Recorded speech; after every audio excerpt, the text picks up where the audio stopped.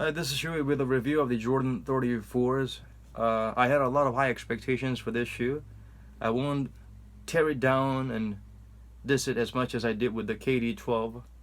It's better than the KD12, but it's highly disappointing because, yeah, I had a lot of expectations for it. It seemed like it had a nice little tech, the Eclipse frame or Eclipse technology. This is supposed to be something revolutionary, but it doesn't seem to do anything except hinder your cushioning or your movement.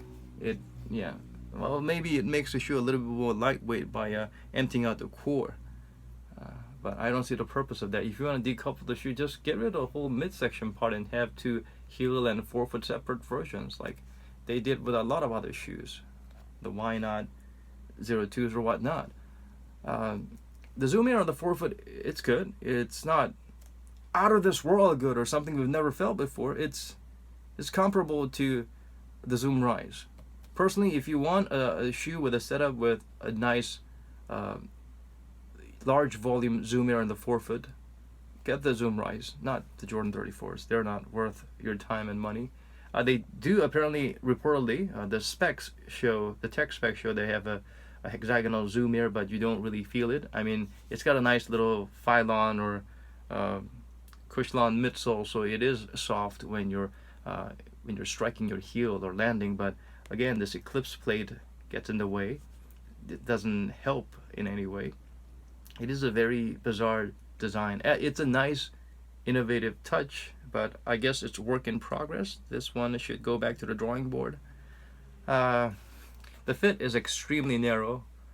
I had to go up a whole size, and I don't have any Shrek cankles or crankles or feet or anything like that. So for those with really narrow feet, maybe you could go up half a size, but I highly doubt people can go their normal size and fit it just fine, especially because this little part, it really pinches your pinky, because there's no give here. When you're wearing basketball shoes and you got a lot of lateral movements, your feet's gonna be squashing this way, forward and sideways a lot. And you're crossing over, and when you're moving laterally, playing defense and whatnot. So why the hell do you have this? I don't understand. If you want to provide some kind of a containment or anti inversion mechanism, you should have it somewhere here and where it doesn't hinder or where it wouldn't shape into your skin. The uh, the upper is very similar to the KD12s.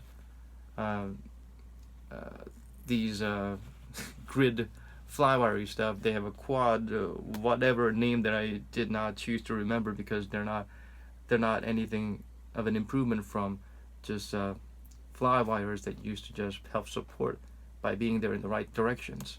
So that's weird. And it's not a mesh upper as you may have seen in the pictures earlier.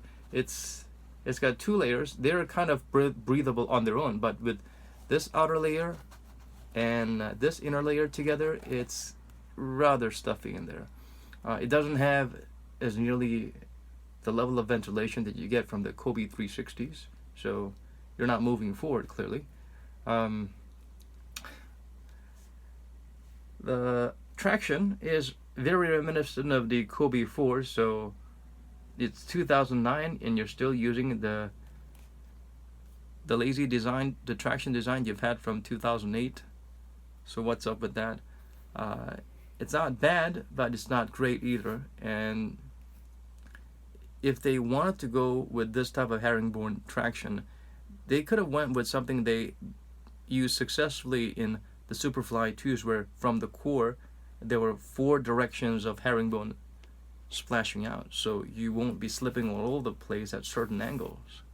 So why not? Why didn't they do that? It's a mystery. They say it's the lightest Air Jordans ever, but it's not a drastic reduction in terms of weight. We've seen lightweight shoes like this before. They're not lighter than the Adidas Crazy Light, so yeah, not exactly something incredible. It doesn't feel that extraordinarily,